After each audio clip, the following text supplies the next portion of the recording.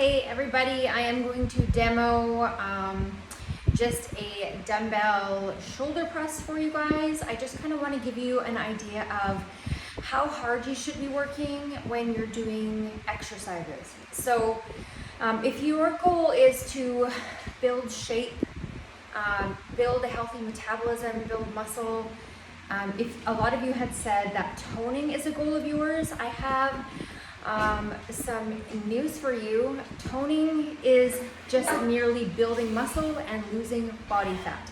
You cannot actually tone a muscle. You can either grow a muscle or you can shrink a muscle. So that toned look that you're after is actually just muscle that is covered with less body fat, so it appears more shapely and more firm. So if you want to build that look you're after, you're gonna need to lift heavier than maybe you think you would. So I know a lot of people, if they're going to be doing dumbbell shoulder presses, will pick up like 5 pounds, 8 pounds, 10 pounds. Please try to follow the rep ranges that I've given you. If you can do more than the rep ranges I've given you, do more than the rep range. So if I'm going for 8 to 10 and I can do more at 10, I'm like, I know I have more left in me, then I'm going to keep going until I feel like I can literally not do any more. If I feel like I'm using a weight that's a little bit heavier and say my rep range is 8 to 10, if I got to 9, I'm pretty happy with that. I'm going to stay there until I can get like 11 reps, and then I'll know it's time to try a heavier weight. So right now for the dumbbell shoulder press, I'm actually using 30-pound dumbbells, 30 pounds in this hand, 30 pounds in this hand. So the way that I want you to record it in your app is actually just the one dumbbell. So if you are recording it, just say 30, not like I would say 60 if I was doing total.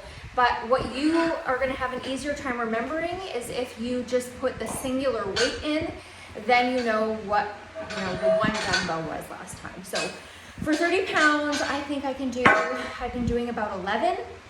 My goal is 8 to 10, so I'm going to try 35s after this. But the only way I can get 35s up over my head to start is with my husband's help.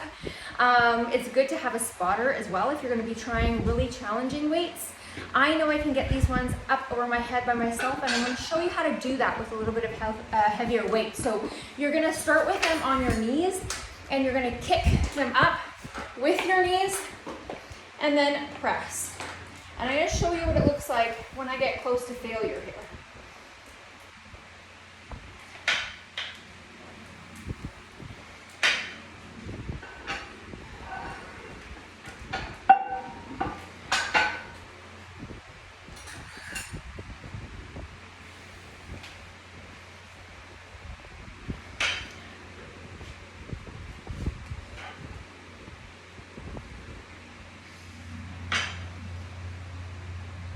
Getting close. Got more. I think I can do one more.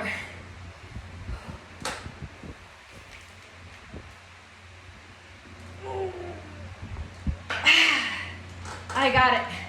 So that is what training to absolute failure looks like. I have been training for a really long time, so I'm comfortable going to failure with a lot of my lifts. Small muscles like that, things I know I'm not going to drop the weight on myself, and I'm really trying to grow my delts. So if it looked like I was struggling about 2 away from the very end, you should be feeling your reps get really slow at the end. And when they start getting really slow and you're really starting to struggle, then you know you're close to failure. So I would suggest stopping a rep or 2 away from total failure to start with. Once you get more comfortable with how things feel and get the technique proper, then I'd like you to start pushing closer to failure. You don't want to be pushing to failure if your technique is not correct. So this was 30 pounds in each arm. So I just wanted to show you that so that you know what you're capable of. you can do more than 5 pounds in each arm. And even if you can't to start, you know what you can work up to. You just got to keep pushing. Every time I train, I try to either get one more rep or a heavier weight. If I can't move up in weight yet, then I try to at least squeeze out one more rep than I did the time before. And that is called progressive overload, and that is how you're gonna see results. All right, I have waited my rest time, and I am about to attempt 35s. But again, I usually can't get these over my head without assistance. I will try, but Neil is behind me in case I need help getting them up over my head. Basically up to just my shoulders. Once I'm there with these, then I can push them no problem. It's just a matter of getting them up to begin with. So if you do have a training partner, once you start lifting really heavy, you know what, I used to just ask people in the gym, hey, can you give me a spot? Most people are really willing. So if you train at the gym, that is an option for you. All right, let's try myself getting these up over my head. Nope. No, she got it. Okay.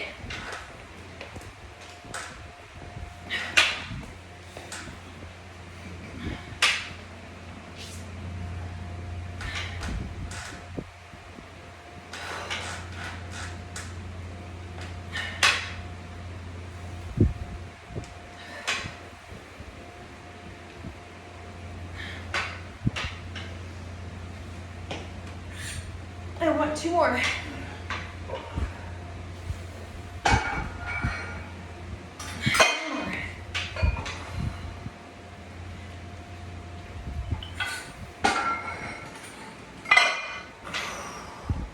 Did it. Again, that is what training to failure looks like.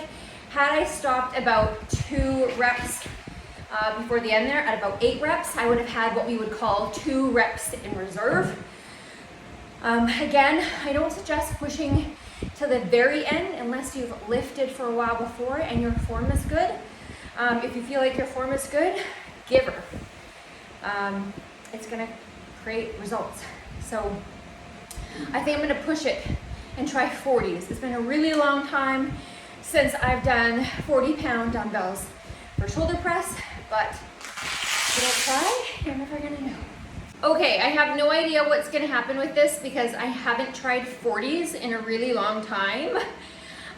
This might not work at all. So I might be able to get no reps. I might be able to get 1 rep. So I just kind of want to show you what it's like and what I would do if I tried a new weight and I didn't know how I was going to handle it. So let's see how it goes.